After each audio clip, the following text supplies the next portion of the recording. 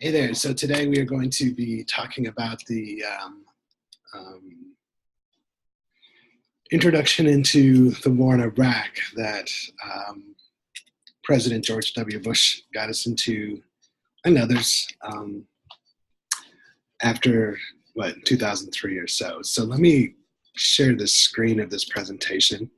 As always, I suggest that you take notes during this presentation. It will help you with the assignment that you will have to do today and later this week. So this is the lead up to the war in Iraq.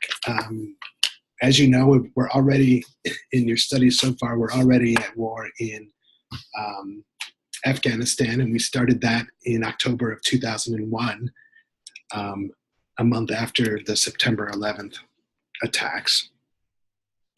And so now we're going to get into Iraq in 2003, and so this is how and why we get to there. First, I want to recap of some of these historical things and messages that have been common throughout the course of American history. First of all, there's this concept of Wilson's burden. If you remember from World War I, President Wilson said that we were getting involved in World War I to make the world safe for democracy. And this is after, so we sat out the first few years of World War I and didn't get involved. And then once we did, this is why the president said we were getting involved. And we've seemed to have had this burden since then, that we think it's kind of our job to help protect democracies and to make democracies possible throughout the world. And I think certainly President Bush, and what you've seen about some of the comments he made about Afghanistan, this might be one of the reasons, one of the things that's driving his foreign policy. Also, there's the Truman Doctrine, which was written and came up with during the Cold War, where the conflict between communism and capitalism and communism and democracy. And President Truman said, really, it's the job of the United States to help people who are struggling to be free, to be free. So there are these two historical contexts that I think we need to be aware of. Also, I want to spend just a couple minutes on Operation Desert Storm, which took place in 1991 under the leadership of the first President Bush, George Herbert Walker Bush. And there's a picture of him in the summer of, I think, 1990. Saddam Hussein, the leader of Iraq, invaded the small little country called Kuwait, you see down there, and he claimed that Kuwait was part of Iraq historically, and it kind of was. But for many years, for decades, Kuwait has been its own country, and Saddam tried to get it back. And this is after, throughout the 1980s, he launched and fought a horrific war against Iran. You see next to it, the Iran-Iraq War of the 1980s was very brutal and a horrible thing. And so once he kind of recovered from that, Saddam invaded Kuwait.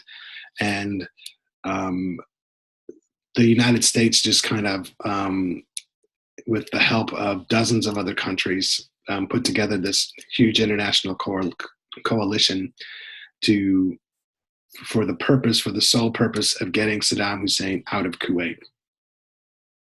And so then in 1991, this is like months later, like 6 months later maybe, the United States launches this attack into Kuwait to get Saddam out. They used over 500,000 American troops, which is the largest collection of American troops on foreign soil since Vietnam. And the operation is very successful. It lasts, a few weeks really. And the United Nations comes in to create a treaty between Saddam Hussein and the United Nations. And what Saddam Hussein agrees to is this: to unconditionally remove and destroy all chemical and biological weapons and ballistic missiles with a range greater than 115 kilometers. And not only to do that, but then to also allow into the country, into Iraq, the International Atomic Energy Agency, the IAEA, to inspect at any time they want to see whether or not Saddam has actually done this. And so this agreement is what ended this war. If this agreement was not had, theoretically, the war would have continued, and maybe the American forces and the coalition would have kept going, even though the mission was not that. The mission was simply to get Saddam Hussein out of Kuwait, which they succeeded. The agreement was the war will stop against Iraq if this treaty is signed, and Saddam Hussein signs it again to unconditionally remove and destroy all chemical and biological weapons and ballistic missiles with a range greater than 150 kilometers, and to allow the International Atomic Energy Agency unfettered access to Iraq to make sure that they actually have done these things.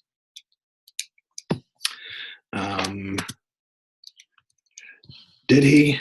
We don't know this. We don't know if he did these things. And in fact, there were many, many times, and I think there's a video below of President Clinton talking about this. There are many times when the IAEA was not allowed into Iraq or not allowed to inspect the places they wanted to inspect. And so because of that, we didn't think he was doing what Saddam was doing what he was supposed to be doing. And so Bill Clinton launches some attacks against him in the late 90s as well, to try to get him to comply with what the United Nations has ordered Saddam Hussein to do. So after 9/11, George Bush kind of comes up with what's called the Bush Doctrine. And there's two parts of the Bush Doctrine, and we'll get to that in a minute. This is what he says in September of 2002. The great struggles of the 20th century between liberty and totalitarianism ended with the decisive victory for the forces of freedom and a single sustainable model for national success: freedom, democracy, and free enterprise. In the 21st century, only nations that share a commitment to protecting basic human rights and guaranteeing political and economic freedom will be able to unleash the potential of their people and assure their future prosperity. People everywhere want to be able to speak freely, choose who will govern them, worship as they please, educate their children, male and female, own property, and enjoy the benefits of their labor. These values of freedom are right and true for every person in every society, and the duty of protecting these values against their enemies is the common calling of freedom-loving people across the globe and across the ages. So this is really the Bush Doctrine, and there's some more details here in a minute. But again, you can kind of see it's really based in freedom, right? This goes back to the long line. This is what America is supposed to be doing in the world, is to protect freedom. Ours and that last paragraph, really, George Bush kind of commits himself to doing this to fighting for this for everyone. And so there are three parts to the Bush Doctrine. First of all, the first part is something brand new that no other president has really ever claimed, but President Bush claims that the United States has the power and the right for a preemptive military strike against a country who they think is threatening the freedom of somebody, ourselves or somebody else. So preemption means we attack first rather than wait for the attack to happen. So this idea of preemption has never occurred before, and President Bush is claiming that he has the right to do this. He also says in the Bush Doctrine that really if the United States is the only one acting, then we will act alone. And again, from this point, up to this point, it's always been, let's work with the United Nations, or let's work with other countries, our allies, at least, our close allies like Canada and Australia and England and France and Germany. But the Bush Doctrine says we don't even need them. We can do whatever we want, whenever we want. And he says the point of all of this is to extend freedom to those who don't have it or are trying to protect it. Very similar to other presidents' philosophies as well. So in a speech that President Bush gives in 2002, he says that something must be done in Iraq, and this is why he says something needs to be done. First of all, he says that in violation of Security Council Resolution 1373, Iraq supports terrorist organizations that direct violence against Iran, Israel, and Western governments, and al-Qaeda terrorists that escaped Afghanistan are known to be in Iraq. All this is true. There's not a lot, and some of the main terrorists that have found haven in Iraq hadn't committed or organized a terrorist act in a long time, but they had a history of doing that. But all of this is true. Certainly not a lot of terrorists. We're not talking about a terrorist haven, but there were terrorists previously known terrorist in Iraq in 2002.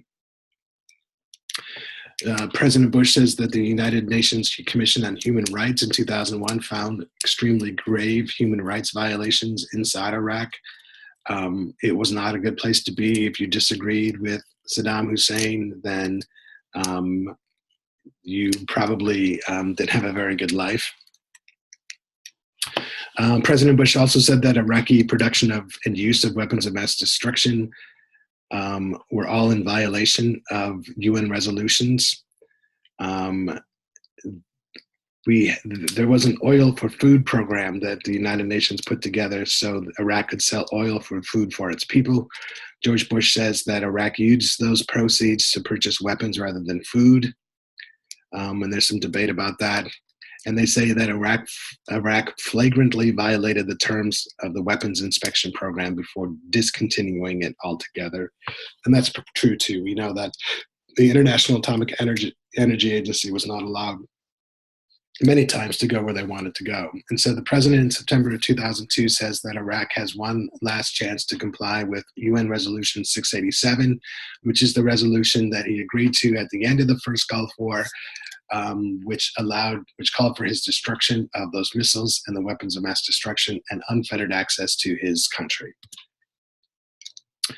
At about the same time, the Congress of the United States passed a resolution that supported and encouraged diplomatic efforts by President Bush to strictly enforce through the United Nations Security Council all relevant Security Council resolutions regarding Iraq and obtain prompt and decisive action by the Security Council to ensure that Iraq abandons its strategy of delay, evasion, and noncompliance and promptly and strictly complies with all relevant Security Council resolutions regarding Iraq.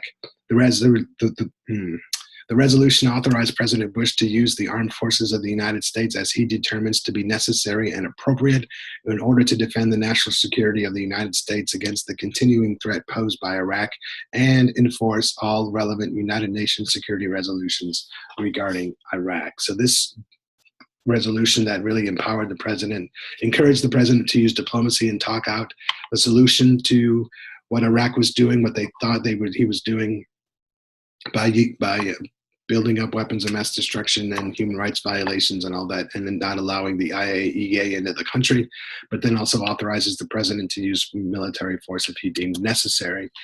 And this resolution was passed by both the House of Representatives and the Senate. The votes are there, 297 to 133 in the House of Representatives, 77 to 23 in the United States Senate. What about the world? On November 8th, 2002, the Security Council of the United Nations passed Resolution 1441. 1441 is going to be an important thing. We'll talk about this in a minute, but they passed it unanimously, 15-0, including Russia, China, France, and Syria, all voted in favor of 1441, which the 15-0 vote and was more support, and the variety of support was greater than the resolution that allowed for the war in Iraq in the first place in 1990. Okay, so there's support from the Congress, there's support from the United Nations, and the president has made these comments in this case. So the United Nations then in December of 2002 reports that during the period 1991 to 1998, Iraq submitted many declarations that they called full, final, and complete. Regrettably, and much in these declarations proved inaccurate or incomplete, or was supported or contradicted by evidence. In such cases, no confidence can arise that prescribed programs of weapons of mass destruction or items have been eliminated.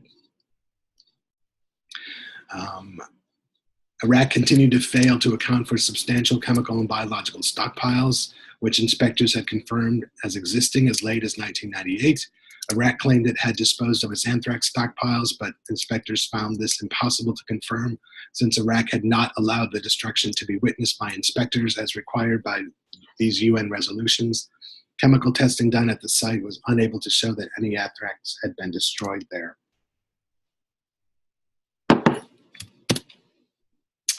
January of 2003, the chief UN Weapons Inspector Blix, Hans Blix, I think his name was, addressed the United Nations Security Council and stated that Iraq appears not to have come to a genuine acceptance, not even today in 2003, of the disarmament which was demanded of it and which it needs to carry out to win the confidence of the world and to live in peace.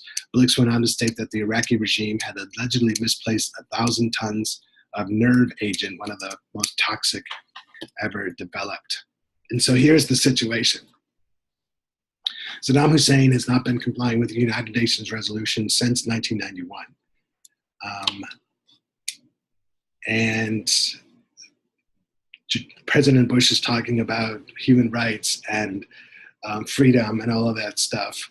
And this is after 9/11, right, where we were surprisingly attacked by people from Afghanistan, or Osama bin Laden, who was in Afghanistan. And so I just want you to put you in that mindset of all of this information. Now, a lot of this information that I'm telling you turned out to be that like there were no weapons of mass destruction because the Iraqi government was so incompetent that they couldn't, they didn't know what was going on. And so there wasn't those weapons because of their incompetence, not because they were trying to do anything, but they wouldn't allow the inspectors in to prove that they weren't doing anything. So I think there's this perfect storm here of misinformation, of accurate information, of missing information, along with the world context of 9/11 still fresh in the minds of the president and of the rest of the world. And all of these mistakes and all of these truths and all of these fears were all swirling at the same time. And so that's kind of the context that I want you to put you in as you think about how the war in Iraq began and how it was possible in the first place. So hopefully that has answered some of your questions and maybe helps you understand how we got into that war. But you'll see some more things later on down below of how we actually took the initial steps then to actually get into the war. Feel free to email me or text me with any questions, but until next time, have a good one.